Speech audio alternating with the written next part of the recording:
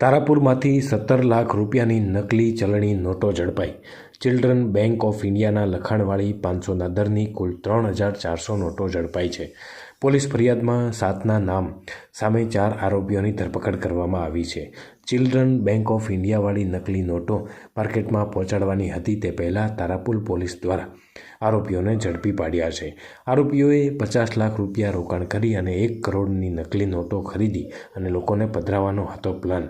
પકડાયેલા આરોપીઓમાંના 2 આરોપીઓ તારાપુરના જ્યારે બીજા ગોધરા તાલાલાના રહેવાસીઓ।